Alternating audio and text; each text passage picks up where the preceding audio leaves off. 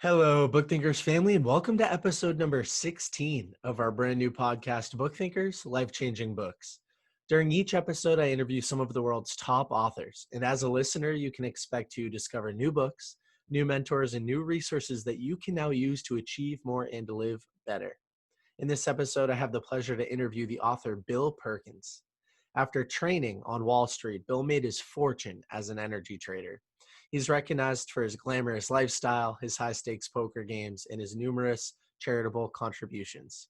Our conversation touches on his brand new book, Die with Zero. Die with Zero is all about getting all you can from your money and your life. Now, this was a special conversation for me because Bill embodies much of what I want out of my future life. So, without further ado, please enjoy this amazing conversation with Bill Perkins. All right, Bill Perkins. Well, welcome to the BookThinkers Life-Changing Books podcast. I'm excited to have you talk a little bit about your new book, Die with Zero, today. So can you introduce yourself to everybody in the BookThinkers family? My name is Bill Perkins. I was born and raised in Jersey City, New Jersey. Went to school at University of Iowa. Came back to New York City to be assistant peon in commodities. Kind of worked my way up through the commodities field. Made my money trading natural gas and energy derivatives. Whatever. Million ways to get rich. I got rich, lucky, worked hard, and I have two daughters. A fiance, a stepson, and a dog. Yeah. I hate onions. I love to travel. Really love to travel. And I like changing people's lives for the better. Fantastic. Well, the book thinkers, my audience, everybody knows that I love to travel. So we have that in common. In your book, as I was going through it, it helped to validate much of how I view the world and spending money on experience and things. And so there's a question you pose right in the beginning. You call it everybody's question. It's what's the best way to allocate your life energy before we die? And so can you talk a little bit about the underlying meaning behind the book and maybe why you wrote it? Yeah. So, from the day you're born to the day you die, you have a certain amount of hours. And those hours make up what I call your life energy, how you choose to spend them. You can stay in a cave or go on a trip or whatever, and you go to work. And so that's the only resource you really have is your time. And how you choose to spend that while you're here on planet Earth, that's like the big dilemma, right? And so obviously we go and spend time to ensure our survival. In modern society, it's not hunting and et cetera. It's going to work and making money to pay the bills, to provide for shelter, to provide for a time when we aren't able to make money, et cetera. And then after that, we're working for other experiences we want to have. That could be philanthropy, helping the community. It could be going to the club. Ladies here. It could be get ladies, like my friend Dan Blazarian. It could be anything, right? And so Yeah. these are the choices we're faced with constantly, right? And in a modern society, we actually have the dilemma of choice, of too many choices, right? Which is a benefit and a curse. And so, I start the book off talking about my best friend Erin that I've known since she was 3, and about how her husband's life came to an abrupt end from a clear cell sarcoma, and basically his death is just, and the choices they made before he died, right? Absolutely knowing that he was going to die within 2 months, right? And so we have kind of a slightly elongated dilemma on how are we going to spend our time before we die. Mhm. And so this is what the book isn't about telling you how to spend your time. It's about giving you a thought process and a methodology such that you spend the time the way you want to. You get off autopilot and you get the most you can out of those hours. So hopefully most of us have more than 2 months left. But whether it's 2 months, 2 years, 20 years, or 80, I want you to get every single bit. I want you to suck every last bit of the adventure that you possibly can, no matter what your resources, out of life. And that's kind of that dilemma, that question. Like, you're like, okay, well, how do I do that? And I think it's not like I'm going to write a formula. We're not going to confuse you with formulas and et cetera, right? Like we're going to talk to you conceptually, like what's my thought process? Hmm. Well, in your early 20s, you had a roommate, Jason, and he spent a couple months internationally in Europe backpacking, and he even took on some debt to do that. Now, sort of at the same time, you kind of joked in the book that you'd go out on a date, and if the girl ordered popcorn, you'd be sweating. So, like at True that story. point in time, yeah, at that point in time, how weird was it that he would take on debt from a loan shark to go out and travel? And then how did his experience when he came back, like how did that change or reframe the way that you thought about it? There were many things going on. First of all, it just shook me to the core. I was just like, this is the craziest thing I have ever heard of, right? Like it was just like, what? And plus, I was so driven, like I need to make it and climb this ladder in commodities. I was on the floor where it was like, it was tough. I mean, it was Hmm. racist and cutthroat and, rough and tumble. And, you wanted to be the smartest, absorb the information as fast as you possibly could. And that was my mission. Right. And the Hmm. fact that he was going to take a break, like a sabbatical, like he was some tenured college professor, right? And go to Europe was like, what? It was like he could have been going to Mars, and then he was going to go in debt. And if he came back and he didn't have his job, he was going to get his legs broken. My head started spinning, and he was determined. Like he was going, like this is an adventure he wanted to go on, backpacking his life. And so when he came back, the first thing was like the stories and the adventure, and it was like, oh wow, the reward was huge reward, right? But I was still very focused on the risk part of it. I was very much living in fear. So, and that fear paralyzed me. And so when he came back and he slotted back into a screen clerk, there wasn't really any discernible difference between his salary and his earnings and his possible career trajectory than mine. I was like, okay, I got that wrong. And then, he started paying off the loan shark. He didn't get his legs broken. I was like, what? I'm the effing idiot. You know what I mean? And so I missed that chance to go. I didn't have really the gumption to go by myself like he did. And I figured, okay, it's kind of, I wasn't realizing I was a complete idiot right away. It took a while until, enough time had passed where I was going to go to Europe, and I realized, wow, I'm not having the same trip. You know what I mean? I'm not that young guy in his 20s that can go sleep in youth hostels and, couch surfing and meet people on trains. I'm that creepy old guy. You know what I mean? That doesn't work for me. And so Hmm. it was very much a different European trip for me than what my buddy Jason Rufo did. And so that was another lesson on timing. I had other lessons on timings and other thoughts on timings, but that one was very condensed and immediate. And I was like, wow, I missed my time for that trip. I'm so blessed that I had a very similar moment, but it did happen to me in my early 20s. And so I had a friend that went and backpacked around Thailand by himself. And he came back, and I remember we were sitting at a family dinner. He was over my parents' house, and he told everybody about the trip and about how he went to this silent meditation retreat and got to meditate with monks. And I sat there and thought, wow, I never thought of solo travel as an option for me. And I did pretty well right out of college, making really good money for somebody. And I said, you know what, I need to do that. So in early 2019, I spent 5 weeks in Argentina by myself, completely changed my entire life, completely changed my entire trajectory. And last year, I went on to do 4 or 5 more countries on top of that. And now my girlfriend, she works remotely. And so we travel a lot. And it's such a beautiful experience. And then you talk about memory dividends on top of that and why traveling when you're younger makes more sense. So, can you explain what a memory dividend is?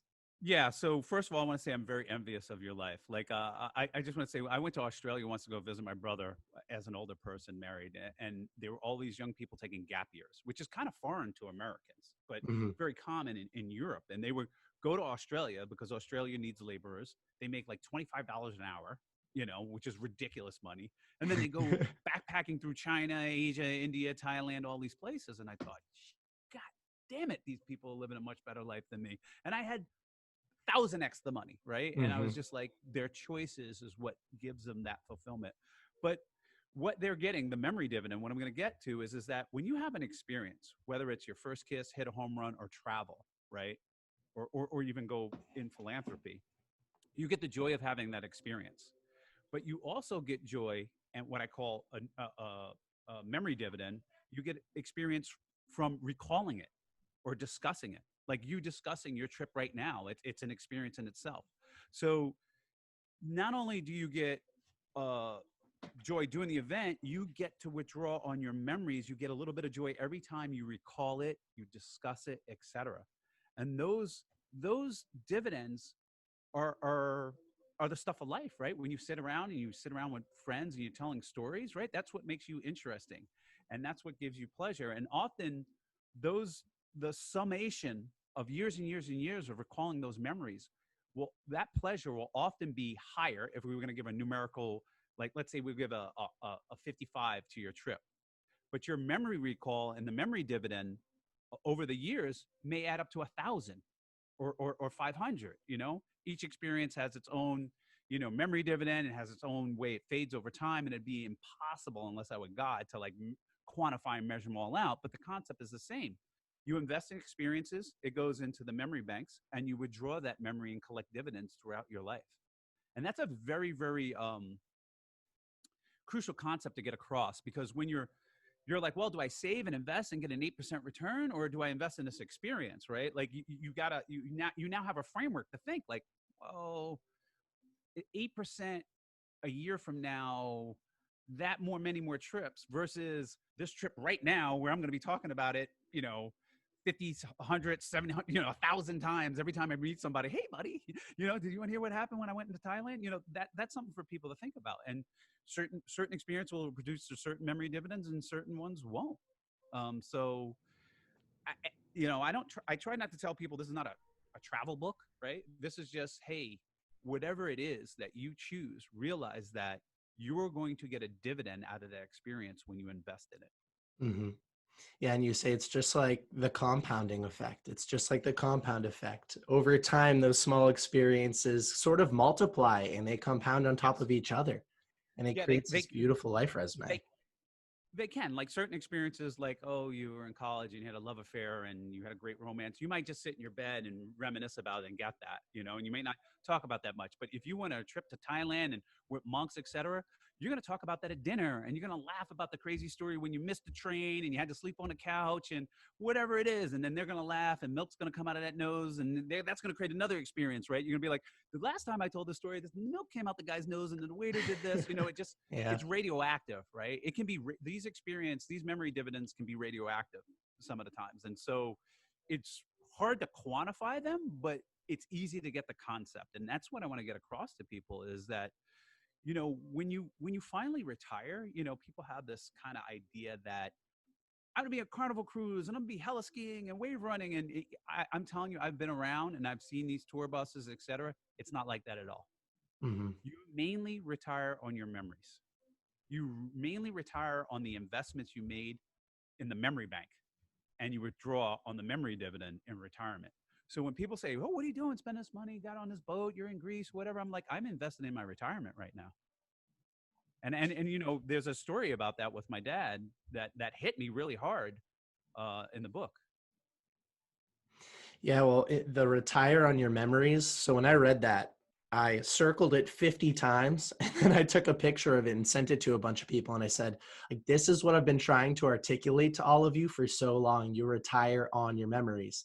And I'd love to have you tell the story about your dad, because I think it's Yeah. pretty eye-opening for people.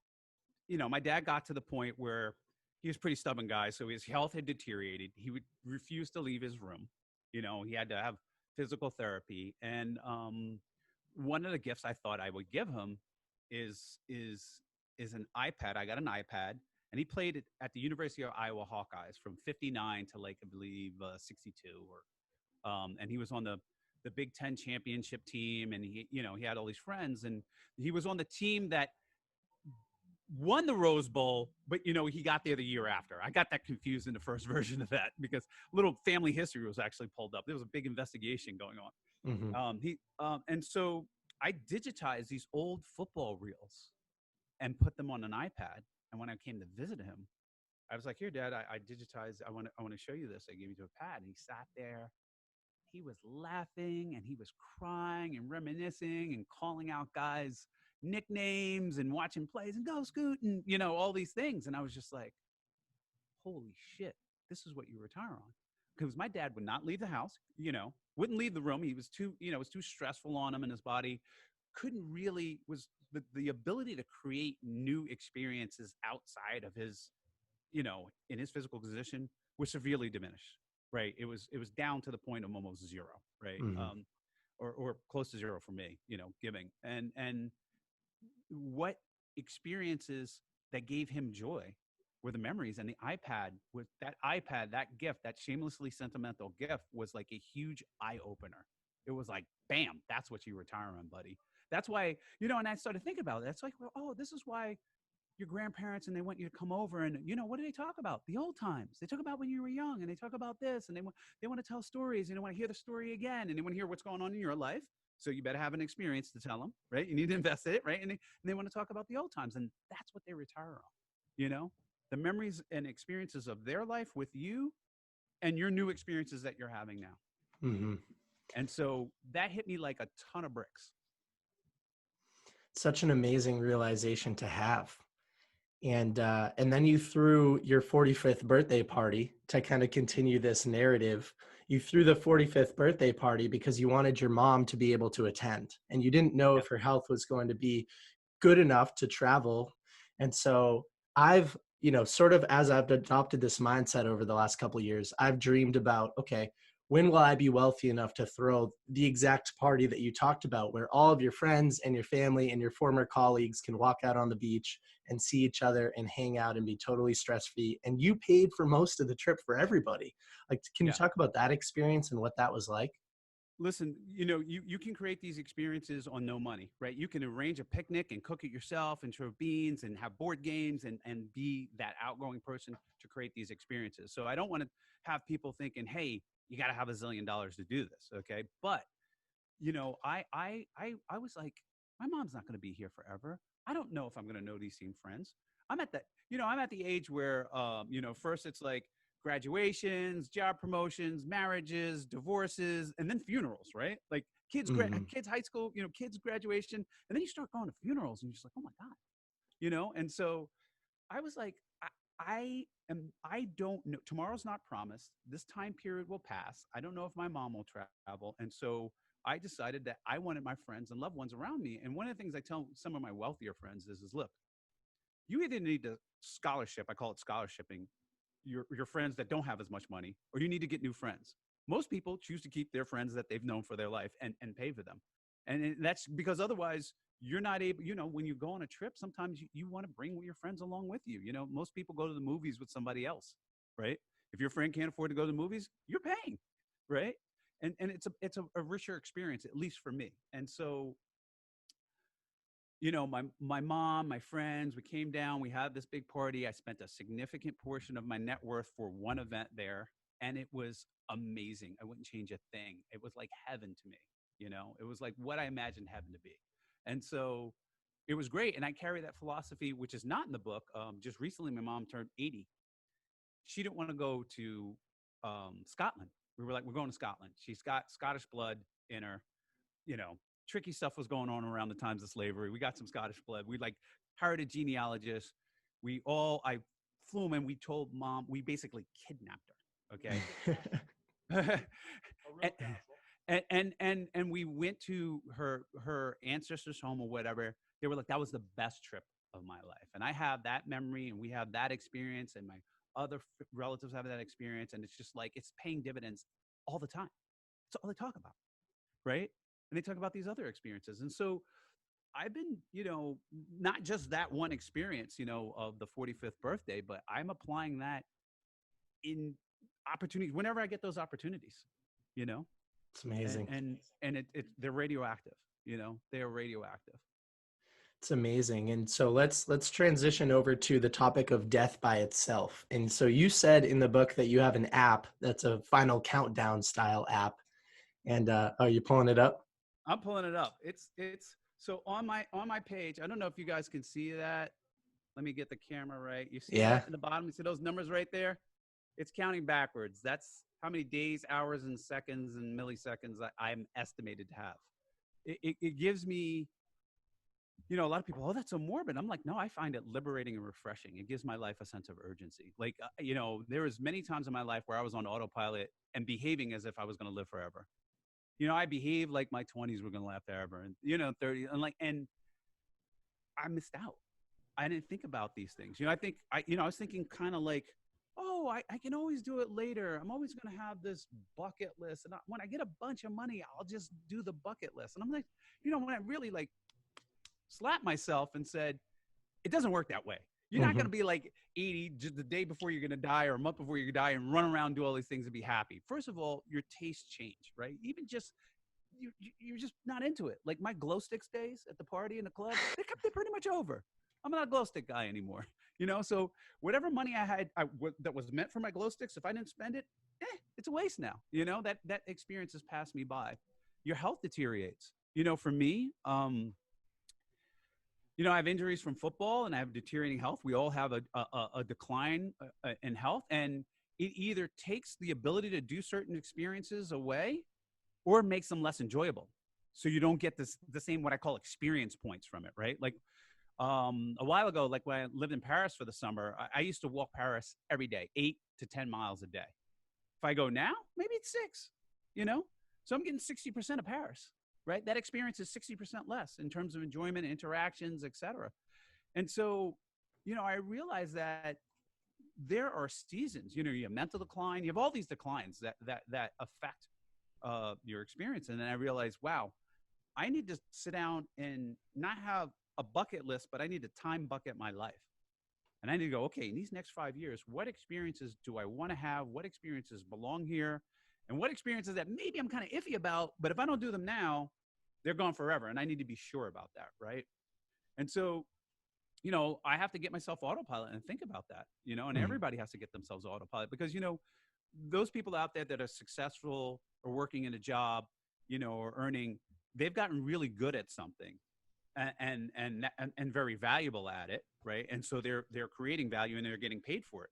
Problem is that you're spending so much time doing that, you're not investing in the other things, like why you originally went to work, right? Like, when I was younger, I was like, I want to go work and I want to make money and I want to go here, here, here, here, here, here, here. And then pretty soon it was, I just go to work and I'm making money and wow, I want to get to 1 million and I want to get to 2 million and I want to get to X. Instead of thinking, I want to go travel here and I want to do whatever, right? Like you disassociate why you got the money from the money, and then it just becomes Space Invaders, right? Like you're just it's just not even real, right? And that shift in mindset, what did I do? Yeah. That shift in mindset is worth the price of this book times 1,000. I mean, really, it is. And just so you know, I could probably go get it if you want, but I have this poster on my wall. It's called My Life in Weeks, and across the top it has 52 dots, and then down it has 88. But you can also get a version with 100. And so it's 52 weeks for 88 years of your life, and every single week on Sunday I fill in a little circle. And so I have a visual representation of how much of my life I've lived. And it's sort of like the countdown app that you have. That might scare the heck out of somebody, but for the right person with a good baseline in productivity, and they already kind of have done some self thinking about themselves and whatever self-exploration, like that is a big motivator. And so I want to replace, I think people have been conditioned to fear running out of money. And I think they need to fear wasting their life. Yes. Right? We are fearing the wrong things here in our society, like, oh, what if I run out of money and whatever, and this, that, and the other thing. I'm like, dude, what about the hours of your life? What about your 20s? Who wants to waste their 20s? You know what I mean? Or 30s or 40s, or whatever you have, right? And so they live in this fear, and then they start acting like an insurance agent, right? They have this kind of like, well, I need to insure against this, and I need to save the money for that. And I'm just like, well, you're not the best actuary in the world. You're really not probabilistically handling it. And an insurance firm that only has one client is a crappy insurance firm. It cannot be efficient, right? If you're worried about these things, and I talk about it in the book, there's various tools to insure against those risks, but you shouldn't be the one, right? It's going to be a lot cheaper, and you're going to waste a lot less of your life energy, meaning you're going to go to work to have this money to ensure against bad thing happening, right?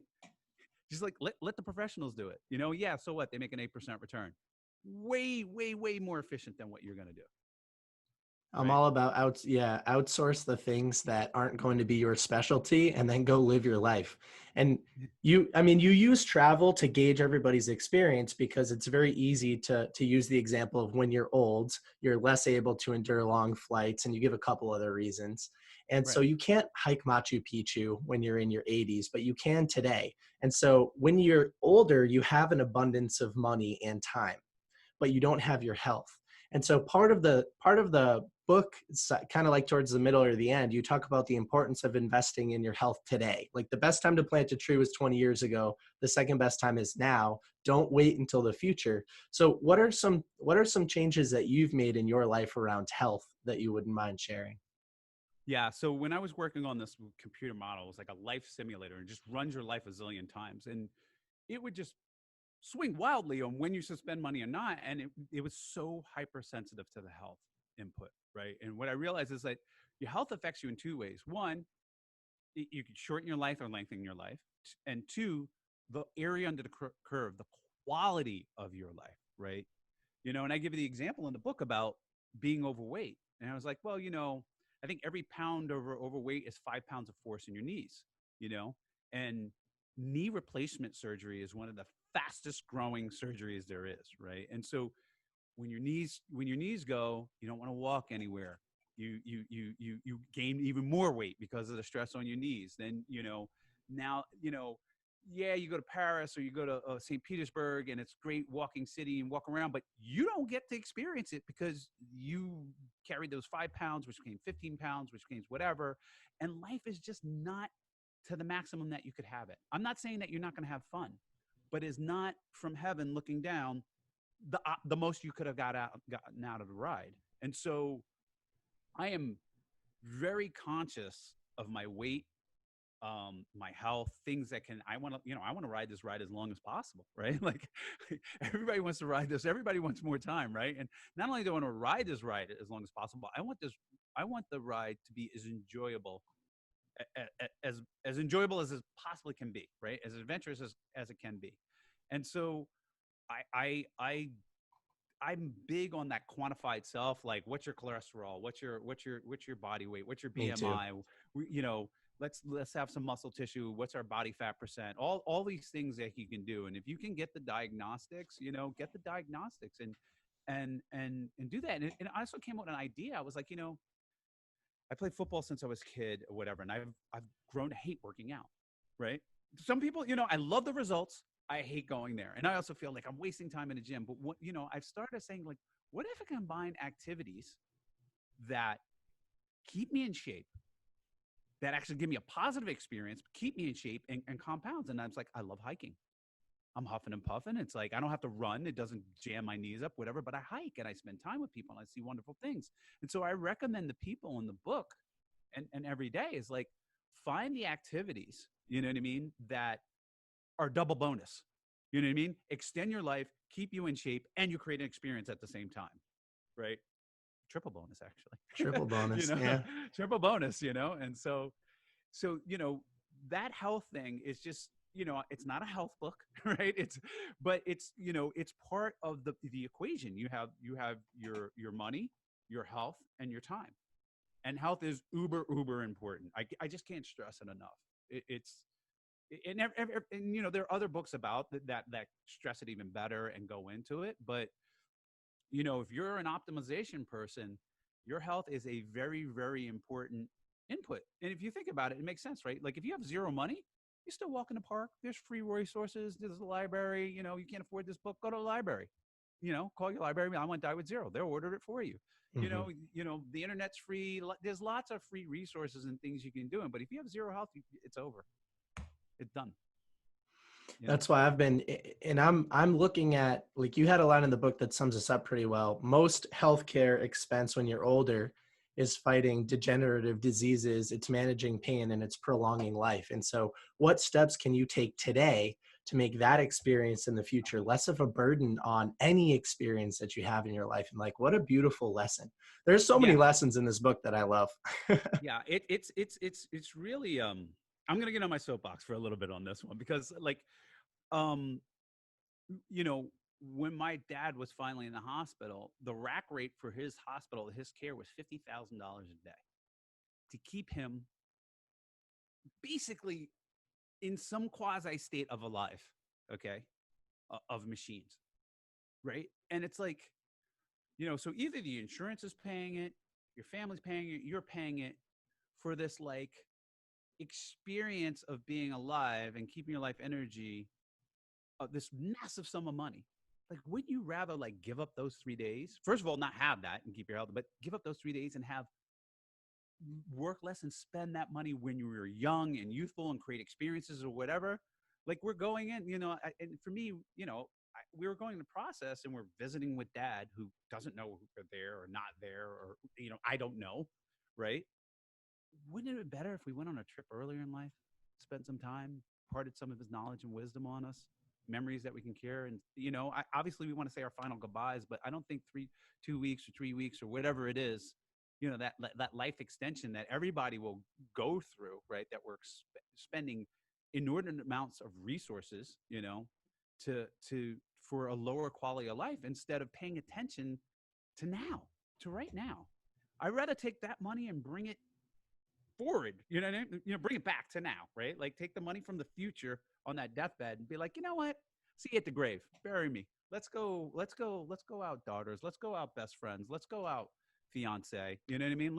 Let's go enjoy life and explore now and create some some experiences that we can have the memory dividend on for the rest of life. And that's how I want you, that's how I want to be remembered, It's amazing. Yeah. No, I do. I read a book, I think it was in Tools of Titans by Tim Ferriss. He aggregates all these different interviews that he did. And he had one with this guy, Manib Ali. And Manib Ali, whenever he was feeling unproductive, he would say to himself, how much would I be willing to pay on my deathbed to come back and experience this moment that I'm living right now? And Oh yeah. it's with friends, it's with family members, it's with all of that kind of stuff. Like you've got to ruthlessly prioritize the experience. And so, wow, what an amazing lesson. Yeah. And so, sort of to wrap up here, let's talk about where you are right now, because I think it's very relevant to the conversation. Where are you? What are you doing? Who are you with? What's going on? I'm with my daughters and some friends. Obviously, Dan, who keeps popping in here, friends, and my friend Tony and Elena, Dan and his girl, and my daughters and their two friends, and my fiance. We're on a boat outside of Paros, in between Paros and Antiparos, in Greece, in Greek waters. We're on our way to Santorini tomorrow, and I'm just out here winging it and exploring and enjoy, trying to enjoy life and creating lifetime memories. This is, for me, everybody has their own thing. Like I explained earlier in the book that movement is life, right? Talk about, we're energy processing units, right? There, when machines processing energy, they call it fuel, right? It's usually hydrocarbons or solar or something like that. And when we process fuel, it's called food, right? And that gives us the ability to move. First, the neurons in our brain, and then they move and send signals to our muscles to allow us to explore and enjoy the world. And so when you can no longer process energy, they will declare you dead. You will no longer be able to move. And so for me, moving out through this world, exploring, learning, discovering, that is the stuff of life. And I'm out here exploring the world with loved ones and sharing it and talking about it. And to me, life is discovery. You don't know what you want. You discover what you want. Mm-hmm. And so I got to go out there and discover, and I'm like, oh, wow, you know, taste this ice cream. Terrible. This one, great.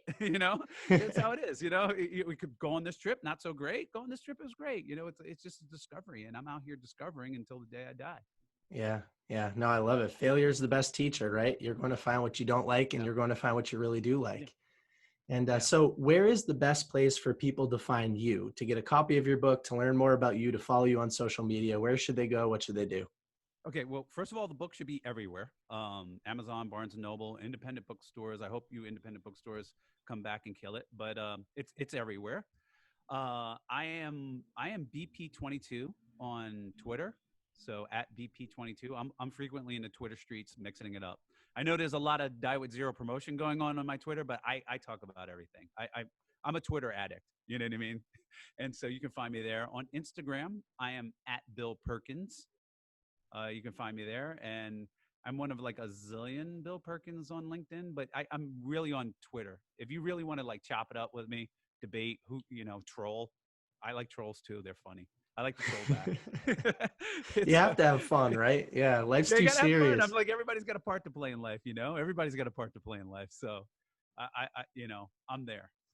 Well, amazing. Thank you so much for coming on the show. I really appreciate it. Yeah, I really appreciate you having me on. I'm glad you're getting value out of the book, and I hope you're able to use what's in the book to help get your loved ones, friends, and your audience on board.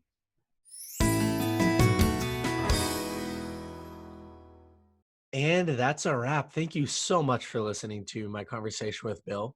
As with every valuable book I read, I organize my biggest takeaways with the BookThinkers Smart Retention mobile application.